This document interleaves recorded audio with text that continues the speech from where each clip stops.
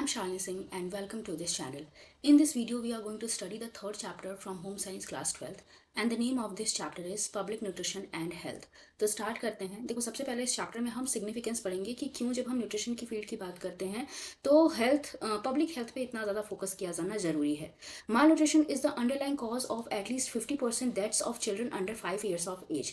5 साल से कम उम्र के जितने भी बच्चे मर रहे हैं उनमें से लगभग 50% बच्चों की मौत का कारण माल न्यूट्रिशन ही है। इसके अलावा न्यूट्रिशन रिलेटेड प्रॉब्लम से जो समस्याएं उत्पन्न हो रही हैं वो बहुत ज़्यादा ही अलार्मिंग सिचुएशंस दिखा रही हैं इंडिया में। जैसे सबसे पहले बताया गया है कि almost 1/5 of infants born in India are low birth weight babies. जितने भी बच्चे भारत में पैदा हो रहे हैं उनमें से 1/5 यानी कि 20% बच्चे 2.5 kg से कम होते हैं जब वो पैदा होते हैं, तब मतलब उनका वजन 2.5 kg से कम होता है। अब इसकी वजह से उनको बड़े होने पे भी प्रॉब्लम देखने को मिलती है। और जब बच्चे लो बर्थ वेट वाले ज़्यादा पैदा होते हैं तो इससे चाइल्ड मोर्टेलिटी रेट भी बढ़ता है, क्योंकि बच्चे जी नहीं पाते। 5 साल की उम्र भी पूरे नहीं कर पाते कुछ बच्चे जो कि 2.5 kg से कम के हैं। There is a widespread prevalence of growth retardation among preschoolers from socio economically disadvantage family and almost half the children suffer from mild and moderate undernutrition. तो देखो, जितनी भी गरीब फैमिली हैं जो सोशली या economically weaker हैं, वहाँ पे प्री स्कूलर्स जो बच्चे हैं यानी कि जो 6 साल से कम उम्र के बच्चे हैं वो आपको अंडर न्यूट्रिशन की कंडीशन में दिखेंगे। या तो उनको माइल्ड अंडर न्यूट्रिशन होगा या तो मॉडरेट अंडर न्यूट्रिशन होगा, लेकिन वो किसी ना किसी रूप में अंडर न्यूट्रिशन की प्रॉब्लम को झेल रहे होंगे। क्यों? क्योंकि सोशली वो वीकर हैं और इकोनॉमिकली भी वीकर हैं। A large proportion of children and adults suffer from micronutrient deficiency in varying degrees of severity, also known as hidden hunger. देखो, जो माइक्रोन्यूट्रिएंट की डिफिशियंसी होती है ना उसको हम हिडन हंगर भी बोलते हैं, क्योंकि मैक्रोन्यूट्रिएंट की डिफिशियंसी आपके शरीर पे दिखती है, आपकी हाइट पे वेट पे मैक्रोन्यूट्रिएंट की कमी दिखेगी, लेकिन माइक्रोन्यूट्रिएंट डिफिशियंसीज आपको देख के नहीं पता चल पाएंगी, इसीलिए इसको हिडन हंगर बोला जाता है। इसमें कौन कौन से माइक्रोन्यूट्रिएंट हैं जो ज़्यादा चिंता का विषय है? वो है iron, zinc, vitamin A, vitamin C, vitamin D, iodine, folic acid and vitamin B12। मतलब इनकी कमी से समस्याएं ज़्यादा इंडिया में देखने को मिलती है। अब इंडिया में डबल बर्डन है, मतलब यहाँ पे अंडर न्यूट्रिशन भी है, साथ ही साथ यहाँ पे ओवर न्यूट्रिशन की समस्या भी बढ़ती जा रही है। ओवर न्यूट्रिशन क्यों है? क्योंकि जो अमीर लोग हैं वो खाना ज़्यादा खा रहे हैं, वो फास्ट फूड ज़्यादा खा रहे हैं, और समय के साथ साथ हमारे डाइटरी पैटर्न्स पे, हमारी लाइफ स्टाइल में भी चेंज आया है।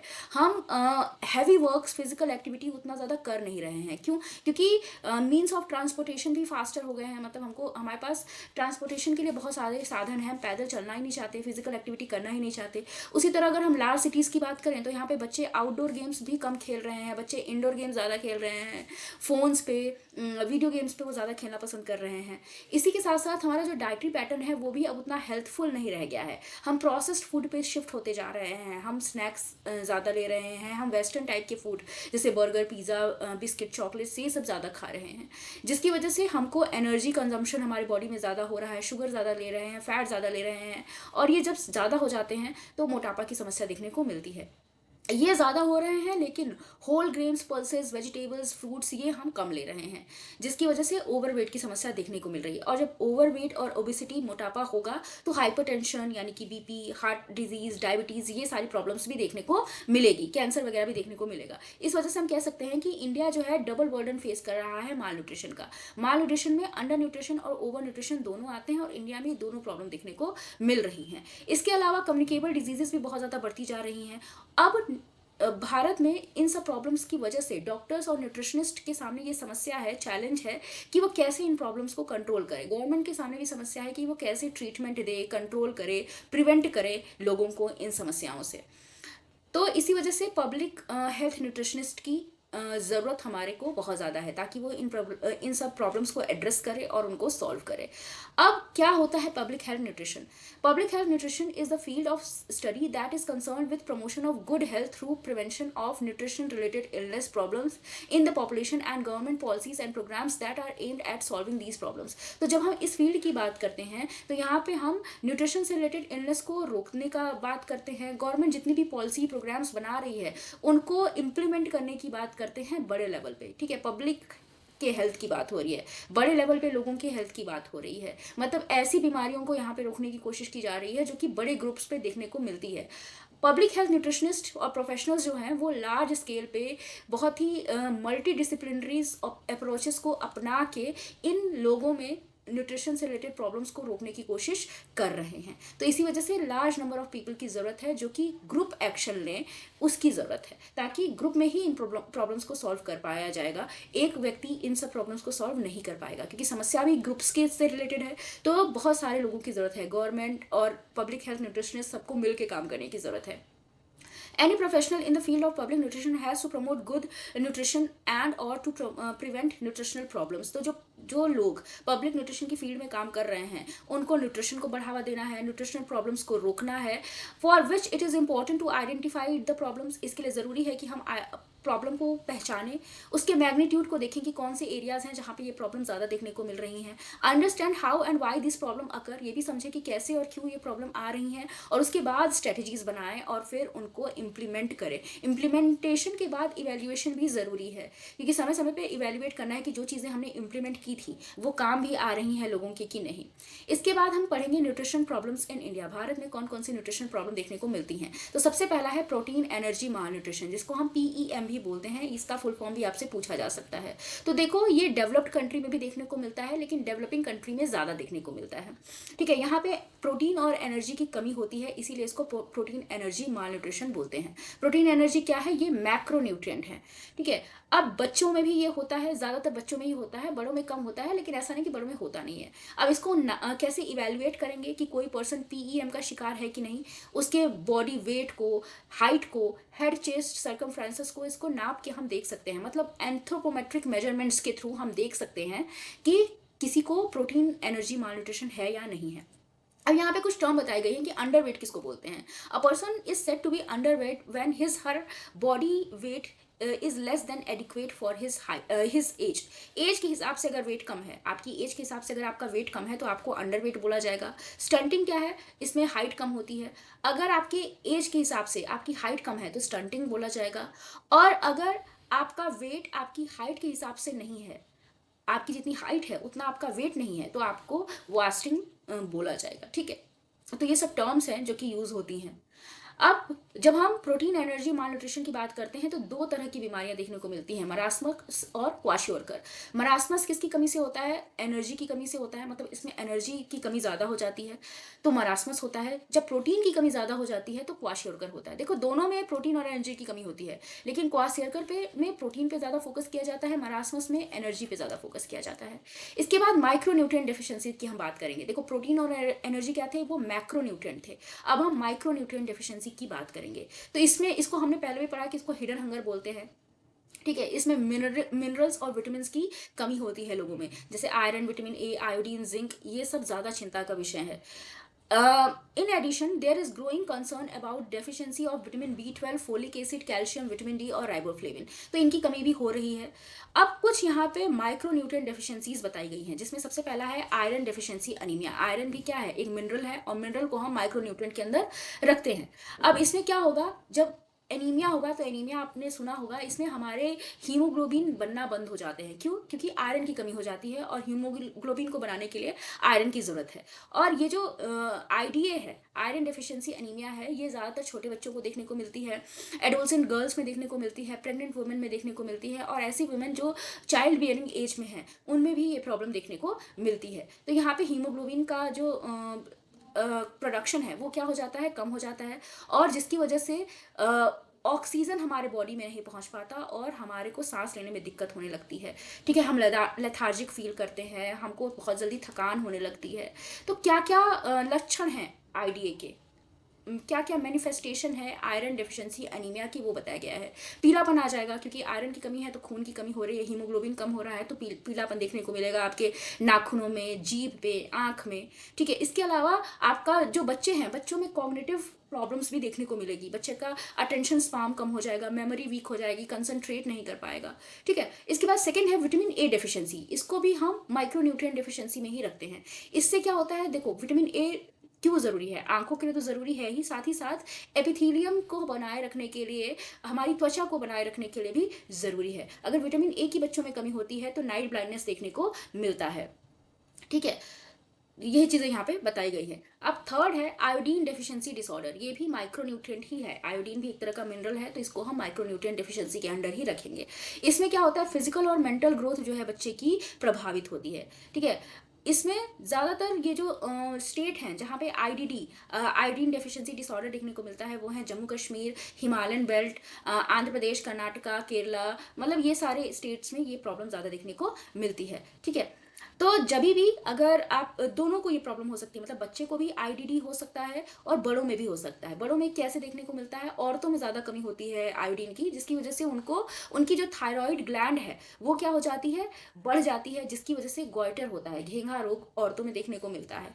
इसके अलावा बच्चों में क्रिटिनिज्म देखने को मिलता है, बच्चों की हाइट रुक जाती है, बच्चों का जो कॉग्निटिव डेवलपमेंट है वो रुक जाता है। अगर प्रेग्नेंट लेडी के अंदर आयोडीन की कमी हुई तो उसका जो फीटस का डेवलपमेंट है ना वो रुक जाएगा, फीटस अच्छे से डेवलप नहीं हो पाएगा, जिसकी वजह से दिमागी प्रॉब्लम बच्चों को ज़्यादा देखने को मिलेगी, बच्चों में कॉग्निटिव प्रॉब्लम ज़्यादा देखने को मिलेगी।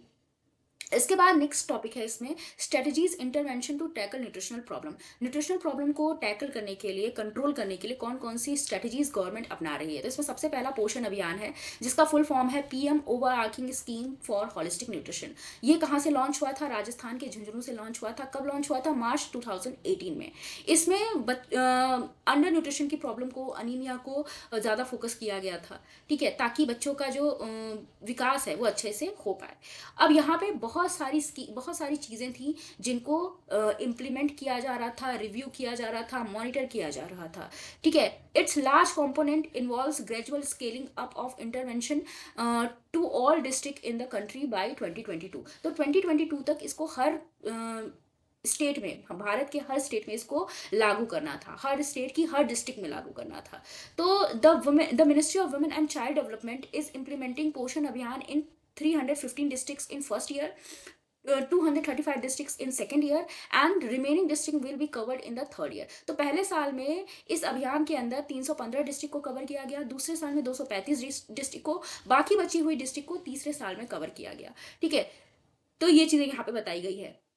अब किसने इम्प्लीमेंट किया था पोषण अभियान को, ministry of women and child development ने। तो ये भी याद रखना आप।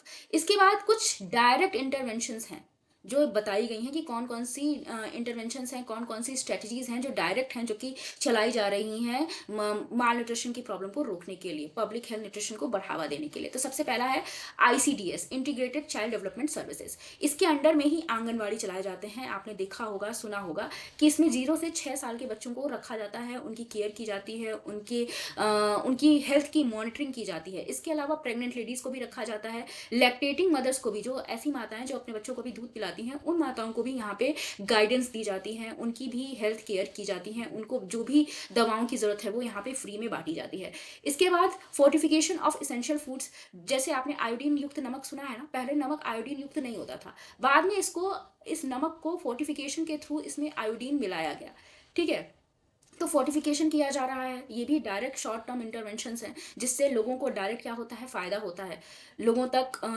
अब देखो, फोर्टिफिकेशन के थ्रू लोगों को जिस न्यूट्रिएंट की कमी हो रही है वो लोगों तक पहुंचाया जा रहा है नॉर्मल फूड के माध्यम से। Production and popularisation of low cost nutritious food from indigenous and locally available raw material by involving women in this activity. तो देखो, जितने भी रॉ मटेरियल्स हैं उनको यूज करके न्यूट्रिशियस फूड बनाए जा रहे हैं, और इनको बनाने में, इनके प्रोडक्शन में औरतों को भी इन्वॉल्व किया जा रहा है। इससे औरतों को रोजगार भी मिलेगा, औरतों के पास पैसे होंगे तो उनको न्यूट्रिशन की कमी नहीं होगी। ठीक है, तो उनको रोजगार भी मिलेगा, साथ ही साथ हम स्वदेशी और लोकल अवेलेबल फूड को ही यूज करेंगे। रॉ मटेरियल हमारा कैसा होगा, लोकली अवेलेबल होगा, इंडिजिनियस होगा, और इससे लोगों को फायदा भी होगा। क्योंकि जब लोकली कोई चीज़ अवेलेबल है तो आपको उसको, उससे चीज़ें बनाने में ज़्यादा समस्या नहीं होगी, आपको कहीं बाहर से सामान नहीं लाना है, रॉ मटेरियल नहीं लाना है।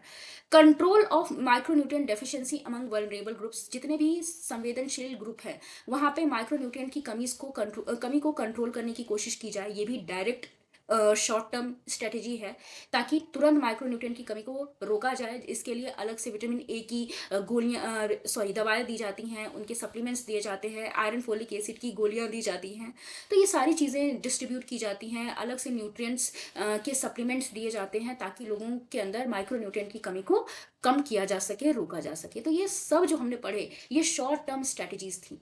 ठीक है, अब हम इनडायरेक्ट स्ट्रेटेजीज को पढ़ेंगे कि कौन सी लॉन्ग टर्म स्ट्रेटेजीज हैं जो डायरेक्टली नहीं न्यूट्रिशनल प्रॉब्लम को कवर करती, लेकिन इनडायरेक्टली ये कवर करती हैं। जिसमें सबसे पहला है फूड सिक्योरिटी को इंश्योर करना। अगर फूड को हम सिक्योर करेंगे, खाना खराब नहीं होगा, तो लोगों तक सही समय तक पे खाना पहुंचेगा, जिससे न्यूट्रिशन से रिलेटेड कमी नहीं होगी। लोगों को खाना पेट भर के मिलेगा और कमी उनको किसी भी तरह की नहीं होगी। तो ये भी इनडायरेक्ट स्ट्रेटेजी है, क्योंकि डायरेक्टली हम लोगों को नहीं दे रहे दवा, न्यूट्रिशन, लेकिन फूड सिक्योरिटी करके हम लोगों तक फूड की अवेलेबिलिटी को बढ़ा रहे हैं। सेकेंड है इम्प्रूवमेंट इन डाइटरी पैटर्न। लोगों के डाइटरी पैटर्न को इम्प्रूव करके भी हम उनकी न्यूट्रिशन से रिलेटेड प्रॉब्लम्स को कम करने की कोशिश कर सकते हैं। पावर्टी को कम करके, लोगों में रोजगार देके, ठीक है, इम्प्लीमेंटिंग लैंड रिफॉर्म्स जितने भी आए हैं उनको इम्प्लीमेंट करके, improving health and family welfare, इसके थ्रू भी हम पब्लिक हेल्थ को बढ़ावा दे सकते हैं। फूड एडल्ट्रेशन को रोक के, जो भी खाद्य मिलावट हो रही है उसको रोक के, मीडिया को इन्वॉल्व करके, मीडिया के थ्रू हम एडवर्टीजमेंट के थ्रू लोगों को दिखाते हैं सारे चीज़ें कि कैसे कौन कौन सी चीज़ें गवर्नमेंट ला रही है जिसको आप फॉलो कर सकते हो, ताकि आपके अंदर न्यूट्रिएंट की कमी ना हो। इसके अलावा पोस्टर्स, बैनर्स, ये भी गवर्नमेंट समय समय पे लगवाती रहती है, ताकि लोगों को नॉलेज मिल सके। ठीक है, इसके अलावा जितनी भी औरतें हैं उनके स्टेटस को बढ़ा के, उनको एजुकेट करके और कम्युनिटी पार्टिसिपेशन को बढ़ावा देके, मतलब ये जितने भी प्रोग्राम चलाए जा रहे हैं इनमें जो वहाँ के लोकल लोग हैं, अगर उनको भी हम पार्टिसिपेट कराएंगे तो वो खुल के इसमें पार्टिसिपेट करेंगे, अपनी प्रॉब्लम्स को बताएंगे और उनका सोल्यूशन भी वो लोग खुद निकालने की कोशिश करेंगे। तो कम्युनिटी पार्टिसिपेशन को भी बढ़ावा देना यहाँ पे जरूरी है। तो ये सब कुछ इनडायरेक्ट पॉलिसीज हैं। डायरेक्टली तो ये तुरंत आपको, जैसे जो दवा देना था वो क्या था, वो डायरेक्ट था। क्यों डायरेक्ट था? क्योंकि यहाँ पे डायरेक्टली आपको दवा दी गई और आप तुरंत, आपके अंदर जो कमी थी वो पूरी हो गई। लेकिन इनडायरेक्ट क्या है, जब आपको फूड अच्छे से मिल रहा है, आपके डाइटरी पैटर्न्स को सुधारा जा रहा है, आपको जॉब मिल रहे हैं, स्टेटस सुधर रहा है औरतों का, तो ये सब इनडायरेक्ट है। ठीक है, तो इसको ध्यान रखना। इसके बाद और भी बहुत सारी स्ट्रेटजीज हैं। दो तरह की बेसिकली स्ट्रेटजीज हैं जो अपनाई जाती हैं गवर्नमेंट द्वारा न्यूट्रिशनल प्रॉब्लम को कंट्रोल करने के लिए। इसमें सबसे पहली है डाइट या फूड बेस्ड स्ट्रेटजीज, दूसरी है न्यूट्रिएंट बेस्ड स्ट्रेटजीज, या जिसको हम मेडिसिनल अप्रोच भी कहते हैं। मेडिसिनल अप्रोच क्यों कहते हैं? क्योंकि यहाँ पे दवाएं दी जाती है। अब देखो कौन सा अच्छा है, क्या लगता है? खाना अगर हम अच्छा खाएंगे और हमको न्यूट्रिएंट सारे मिलेंगे और हमको कोई प्रॉब्लम नहीं होगी, ये अच्छा है? कि हम दवा खा के न्यूट्रिएंट की प्रॉब्लम को खत्म करेंगे, ये ज़्यादा अच्छा है? तो डाइट बेस्ड स्ट्रेटजी जो है ये ज़्यादा अच्छी है। भले ये लॉन्ग टर्म है, इसके प्रभाव आपको तुरंत देखने को नहीं मिलेंगे, ये लॉन्ग टर्म है लेकिन अच्छी है। लेकिन जो ये मेडिसिनल अप्रोच है ना, ये शॉर्ट टर्म है, तुरंत इसका असर देखने को मिलेगा, लेकिन ये उतनी ज़्यादा अच्छी नहीं है, क्योंकि यहाँ पे आपको ओवरडोज की प्रॉब्लम हो सकती है, आपको हो सकता है किसी दवा से एलर्जी भी हो सकती है, तो यहाँ पे प्रॉब्लम ज़्यादा है। ठीक है, तो इन दोनों को हम डिटेल में पढ़ेंगे। डाइट और फूड बेस्ड स्ट्रेटजी की, देखो ये प्रिवेंटिव है, कॉम्प्रिहेंसिव स्ट्रेटजी है that use food as a tool to overcome nutritional deficiency. यहाँ पे न्यूट्रिशनल डेफिशिएंसी को रोकने के लिए, कम करने के लिए फूड का सहारा लेते हैं। They can play an important role in preventing micronutrient deficiencies by increasing the availability and consumption of micronutrient rich food.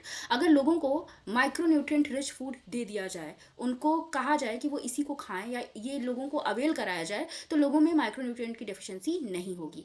अब इसका एडवांटेज ये है कि इसके बेनिफिट्स जो है ना वो लॉन्ग टर्म बेनिफिट्स हैं। मतलब अगर आप अच्छा खाना खाओगे तो आप लंबे समय तक बीमारियों से बचे रहोगे। दवा क्या है, आपने खाई, आपको असर किया, उसके बाद नहीं खाई तो नहीं असर हुआ। लेकिन जब आप फूड ही अच्छा ले रहे हो, आपने अपनी डाइटरी पैटर्न्स में सुधार कर लिया, तो ये लंबे समय तक आपको देती हैं, सस्टेनेबल होती हैं, लंबे समय तक आपको बेनिफिट्स देती हैं। Other benefits are that they are cost effective है, क्योंकि आपको अलग से कुछ नहीं लेना है, आपको अपने फूड में ही बदलाव करने हैं। Can be adopted to different culture and dietary tradition, and very importantly they do not carry risk of overdose or toxicity which may happen in case of nutrient based medicinal approach। तो मैंने बताया ना, overdose नहीं होता यहाँ पे toxicity नहीं हो सकती। कोई और दूसरी चीज़, हर कल्चर में इसको अडॉप्ट किया जा सकता है। उस कल्चर का जो फूड होगा, अब ऐसा तो नहीं है कि किसी कल्चर में कोई फूड अच्छा ना हो। तो हर कल्चर का अपना अपना डाइटरी पैटर्न होता है, उसके ट्रेडिशन होते हैं। उनमें ही जो फूड अवेलेबल हैं, उनमें ही हम माइक्रोन्यूट्रिएंट रिच फूड को क्या कर सकते हैं, ले सकते हैं, खा सकते हैं, जिसकी वजह से हमको प्रॉब्लम नहीं होगी। Some important food based approaches include dietary diversification. यहाँ पे हम डाइट को डाइवर्सिफाई कर सकते हैं, मतलब अलग अलग खाना खाएं। मॉडिफाई कर सकते हैं, जो आपकी रेगुलर डाइट है उसमें थोड़ा सा मॉडिफिकेशन कर लो। हॉर्टिकल्चर इंटरवेंशंस, मतलब जो भी एग्रीकल्चर इंटरवेंशंस आए हैं, उनको खाद वगैरह का यूज़ करके, अच्छी खाद का यूज़ करके अच्छा फसल उगाओ, जिसकी वजह से अच्छा खाना आपको मिलेगा। होम गार्डनिंग को बढ़ावा दिया जा सकता है कि घर में ही खुद ही फसल उगा सकते हैं लोग। न्यूट्रिशन और हेल्थ एजुकेशन लोगों को दो, जिसकी वजह से वो खुद जागरूक हों कि उनको कौन कौन से न्यूट्रिएंट लेने चाहिए, कौन कौन से नहीं लेने चाहिए। फूड फोर्टिफिकेशन को बढ़ावा मिले, जिसकी वजह से जिस फूड में जिस भी न्यूट्रिएंट की कमी हो वो उसमें अलग से मिलाया जा सके। फूड फोर्टिफिकेशन में यही तो होता है। उसके बाद है न्यूट्रिएंट बेस्ड स्ट्रेटजी या मेडिसिनल अप्रोच। यहाँ पे मैंने पहले बताया कि आपको सप्लीमेंट्स दिए जाते हैं, दवाएं दी जाती हैं उन लोगों को जिनके ऊपर रिस्क है डेफिशिएंसी का, या जिनमें डेफिशिएंसी है, या तो डेफिशिएंसी का रिस्क हो या डेफिशिएंसी हो, तभी ये अप्रोच को अपनाया जाता है। ठीक है, डाइट बेस्ड अप्रोच हर समय आप अपना सकते हो, लेकिन दवा आप हर समय नहीं ले सकते। तो इसके लिए विटामिन ए का जो है सप्लीमेंट्स दिए जाते हैं, आयरन फोलिक एसिड्स की दवा दी जाती हैं। ये इंडिया में बहुत ज़्यादा कॉमन है, तो बहुत सारे प्रोग्राम चलाए जा रहे हैं यहाँ पे इसके लिए। तो यहीं पे देखो, ये जो हमने भी पढ़ा ना, इसको आपकी बुक में चार्ट के रूप में बताया गया था, जो मैंने यहाँ पे शॉर्ट फॉर्म में लिख लिया है, आप इसको भी देख लेना, वही चीज़ें हैं यहाँ पे। इसमें सबसे पहले मेडिसिनल या न्यूट्रिएंट बेस्ड अप्रोच को बताया गया है। इसमें इंटरवेंशन क्या होता है, मतलब इसमें क्या किया जाता है, न्यूट्रिएंट के सप्लीमेंट्स दिए जाते हैं। किसके लिए ज़रूरी है, किसके लिए सुटेबल है, उन लोगों के लिए जो पेशेंट्स हैं, सबको नहीं दिया जाता। ये थेरेपेटिक ट्रीटमेंट के लिए दिया जाता है, लोग जिनको प्रॉब्लम है उन्हीं को ये दिया जाता है। ये टाइमली होते हैं, मतलब आपने तुरंत इसको दे दिया, तुरंत इसका फ़ायदा होगा। और ज़्यादा, लेकिन इसका डिसएडवांटेज ये है कि इससे पैसे ज़्यादा लगते हैं। ठीक है, और कवरेज भी इसका क्या है, कम है। लेकिन जब हम फूड बेस्ड अप्रोच की बात करते हैं, तो यहाँ पे इंटरवेंशन क्या है, पहला तो फोर्टिफिकेशन, आप फूड में न्यूट्रिएंट को मिला सकते हो जिससे उनमें जो भी न्यूट्रिएंट की कमी है वो पूरी हो जाए। किसके लिए अप्रोप्रिएट है, सबके लिए, हर किसी पे ये लागू की जा सकती है, लेकिन मेडिसिनल अप्रोच सब पे लागू नहीं हो सकता। एडवांटेज क्या है, कॉस्ट इफेक्टिव है क्योंकि ज़्यादा पैसे नहीं लग रहे हैं। कवरेज भी बड़ा है क्योंकि लोगों को अगर एक बार न्यूट्रिएंट की जानकारी हो गई तो वो खुद से बना के इसको खा सकते हैं, आपको दवाएं नहीं बांटनी है यहाँ पे। इसी वजह से सस्टेनेबल है। और डिसएडवांटेज क्या है इसका, कि यहाँ पे जो है बहुत बड़े लेवल पे रिसर्च की ज़रूरत है, लोगों को अवेयर करने की ज़रूरत है। यहाँ पे लोगों, क्योंकि आपको दवा नहीं बांटनी कि आपने दवा दी, लोगों ने खा ली। यहाँ पे अगर लोग अवेयर ही नहीं होंगे, अगर वो फूड को बनाएंगे नहीं, उसको खाएंगे नहीं, तो कोई उनको फ़ायदा नहीं होगा। तो यहाँ पे लोगों को अवेयर करने की ज़रूरत है, जिसके लिए बहुत ज़्यादा आपको लोगों से मिलने की ज़रूरत है, एडवर्टीजमेंट की ज़रूरत है, लोगों के बिहेवियर में चेंज लाने की ज़रूरत है। ठीक है, उनको गाइडेंस देने की ज़रूरत है, एडुकेट करने की ज़रूरत है। तो ये थोड़ा सा डिसएडवांटेज है इसका। इसके बाद आपके फूड बेस्ड वाले में ही एक और इंटरवेंशन है, वो तो फोर्टिफिकेशन था, दूसरा है डाइटरी डाइवर्सिफिकेशन। देखो, फोर्टिफिकेशन में भी लोगों को क्या करने की ज़रूरत थी, लोगों को कन्विंस करने की ज़रूरत थी कि वो फोर्टिफाइड फूड को खाएं, जिसमें जो चीज़ की कमी है उसमें अलग से मिला के खाना शुरू करें। यही चीज़, यही प्रॉब्लम यहाँ पे भी है, यहाँ पे भी लोगों को आपको जागरूक करना पड़ेगा। तो डाइटरी डाइवर्सिफिकेशन में क्या होता है कि आपके डाइट को थोड़ा सा डाइवर्सिफाई करने की कोशिश की जाती है, कि मतलब आप जो खा रहे हो वही खाओ, आपका डाइटरी पैटर्न वही रहे, लेकिन थोड़ा सा चेंज रहे। किसके लिए सुटेबल है, सबके लिए ज़रूरी है, हर कोई इसको अपना सकता है, कॉस्ट इफेक्टिव ये भी है, वाइड कवरेज है, और बहुत सारे न्यूट्रिएंट्स, माइक्रो न्यूट्रिएंट्स एक साथ लोगों को मिल पाते हैं यहाँ पे, क्योंकि आपने डाइट को उस तरह से बना लिया है कि उसमें सारे माइक्रो न्यूट्रिएंट जो आपकी बॉडी को ज़रूरी है वो सब मिल पाए। फूड सिक्योरिटी को इससे बढ़ावा मिलता है, क्योंकि लोग अब समझ जाते हैं, एडुकेट हो जाते हैं, तो फूड को सिक्योर करना भी वो शुरू कर देते हैं। डिसएडवांटेज क्या है कि बिहेवियर चेंज करने की ज़रूरत है, जो ईटिंग बिहेवियर है लोगों का वो बदलना ज़रूरी है यहाँ पे, जो कि आसान नहीं है। किसी के डाइटरी बिहेवियर को आप चेंज नहीं कर सकते उतनी जल्दी। इकोनॉमिक डेवलपमेंट की ज़रूरत है। क्यों, क्योंकि अगर लोगों को के पास पैसे नहीं रहेंगे तो वो फूड उतना ज़्यादा खरीद नहीं पाएंगे, उनको कंज्यूम नहीं कर पाएंगे। और एग्रीकल्चरल जो पॉलिसीज़ हैं उनमें भी बदलाव लाने की ज़रूरत है, ताकि लोग अनाज उगा पाएँ। ठीक है, यही चीज़ें यहाँ पे बताई गई हैं। न्यूट्रिशन प्रोग्राम्स जो हैं जो इंडिया में चलाए जा रहे हैं वो अब यहाँ पे बताए गए हैं। तो सबसे पहला आईसीडीएस है, इंटीग्रेटेड चाइल्ड डेवलपमेंट सर्विस, जिसके बारे में हम पहले बात कर चुके हैं। दूसरा है न्यूट्रिएंट डेफिशिएंसी कंट्रोल प्रोग्राम, जिसमें अलग अलग न्यूट्रिएंट की डेफिशिएंसी को कंट्रोल किया जाता है, जिसमें सबसे पहला है national prophylaxis program for prevention of blindness due to vitamin A deficiency. Vitamin A deficiency को रोकने के लिए ये प्रोग्राम चलाया जा रहा है। National nutritional anaemia prophylaxis programme, तो इसमें अनीमिया को रोकने के लिए चलाया जा रहा है प्रोग्राम। फिर आयोडीन को रोकने के लिए national iodine deficiency disorder control programme चलाया जा रहा है, आयोडीन की कमी को रोकने के लिए। तीसरा है फूड सप्लीमेंटेशन प्रोग्राम, जिसमें हम मिड डे मील को रख रहे हैं। मिड डे मील प्रोग्राम क्या है? Food supplementation programme. यहाँ पे बच्चों को हेल्दी फूड दिया जाता है स्कूल में। फूड सिक्योरिटी प्रोग्राम, जिसमें फूड को सिक्योर किया जाता है, जिसमें पब्लिक डिस्ट्रीब्यूशन सिस्टम लाया गया है, अंत्योदय अन्न योजना लाई गई है, Annapurna scheme, national food for work programme. तो यहाँ पे जो है ये सारे प्रोग्राम चलाए जा रहे हैं, फूड सिक्योरिटी प्रोग्राम इनको आप बोल सकते हो, ताकि लोगों तक फूड पहुंचाया जाए सुरक्षा के साथ। इसके अलावा self employment, wages employment scheme, ये सभी चलाई जा रही हैं, जहाँ पे लोगों को बताया जा रहा है कि आप कैसे सेल्फ एम्प्लॉयमेंट पे जा सकते हो। आप वेज वाली एम्प्लॉयमेंट भी कर सकते हो, मतलब जिसमें आपको काम के बदले पैसे मिले। ठीक है, तो ये सारी चीज़ें, ताकि अगर लोगों के पास पैसे रहेंगे तभी तो वो अच्छा खाना खाएंगे, अच्छी लाइफस्टाइल को मेंटेन कर पाएंगे। नेक्स्ट टॉपिक है हमारा role of public nutritionist. Public nutritionist का क्या रोल है? देखो, हेल्थ सिनारियो बहुत तेजी से बदल रहा है, जिसकी वजह से पब्लिक न्यूट्रिशनिस्ट को बहुत सारे चैलेंजेस फेस करने पड़ रहे हैं। पब्लिक न्यूट्रिशनिस्ट को हम कम्युनिटी न्यूट्रिशनिस्ट भी बोलते हैं। ये वेल ट्रेंड होते हैं और इनको जितने भी हेल्थ से रिलेटेड एरियाज हैं, हेल्थ न्यूट्रिशन से रिलेटेड एरियाज़ हैं, उनकी जानकारी होती है। इनको पता होता है कि कौन कौन सी स्ट्रेटजीज चलाई जानी है, कौन सी स्ट्रेटजी किस समय पे चलाई जानी है, ये भी इनको पता होता है, और ये उसी हिसाब से काम करते हैं ताकि लोगों में हेल्थ से रिलेटेड प्रॉब्लम्स को प्रिवेंट किया जा सके और अच्छी हेल्थ को बढ़ावा दिया जा सके। की एरियाज़ कौन कौन से हैं जिनके बारे में इनको नॉलेज होती है? सबसे पहला तो है न्यूट्रिशन साइंस। एक पब्लिक न्यूट्रिशनिस्ट को न्यूट्रिशन साइंस का नॉलेज होता है। Nutritional needs through out the life cycle, उसको पता होता है कि किस एज में कौन सी न्यूट्रिएंट का ज़रूरत व्यक्ति को है, तो उसको पता है सबकी न्यूट्रिशनल नीड्स के बारे में। न्यूट्रिशनल असेसमेंट उसको करना आता है। न्यूट्रिशनल केयर उसको पता है। Food science, educational methods, mass media and communication and programme management, ये सब उसको नॉलेज होनी चाहिए, क्योंकि प्रोग्राम मैनेजमेंट अगर उसको नहीं पता होगा तो गवर्नमेंट द्वारा जो भी प्रोग्राम चलाए जा रहे हैं उनको वो कैसे लागू कर पाएगा।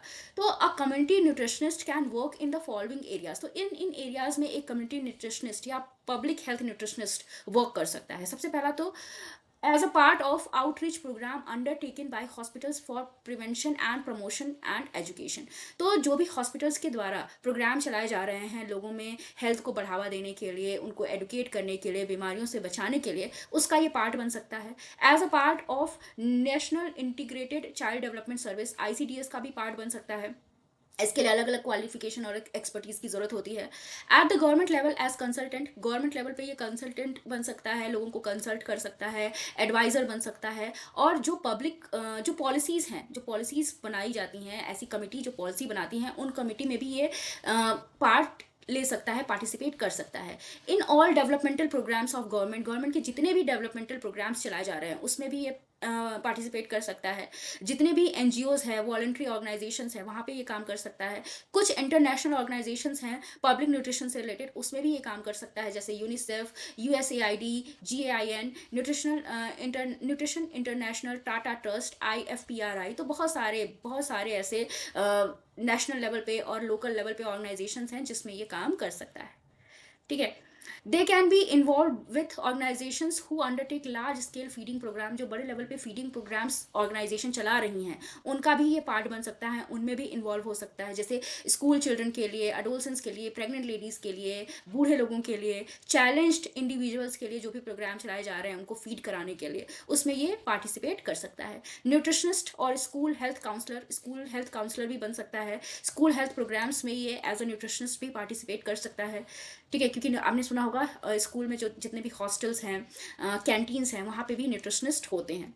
They can be involved with corporate CSR programs dealing with food and nutrition security to vulnerable groups। तो vulnerable groups के लिए जितने भी फूड और न्यूट्रिशन सिक्योरिटी वाले प्रोग्राम चलाए जा रहे हैं उनमें भी ये इन्वॉल्व हो सकता है। इसके अलावा वो टीचिंग और रिसर्च की फील्ड में जा सकता है। एंटरप्रेन्योरशिप भी, अपनी खुद का कुछ बिजनेस भी स्टार्ट कर सकता है, इस फील्ड में भी वो जा सकता है। तो इस तरह से बहुत वास्ट एरियाज हैं जहाँ पे एक पब्लिक हेल्थ न्यूट्रिशनिस्ट काम कर सकता है। तो इसी के साथ हमारा ये चैप्टर कंप्लीट होता है। आई होप जो भी हमने आज पढ़ा वो सब आपको समझ में आया हो। वीडियो अच्छी लगी हो तो लाइक कर देना, शेयर कर देना और चैनल को सब्सक्राइब कर देना। अगर कोई डाउट हो, कोई सजेशन हो तो आप उसको कमेंट बॉक्स में लिख भी सकते हो। Thank you for watching.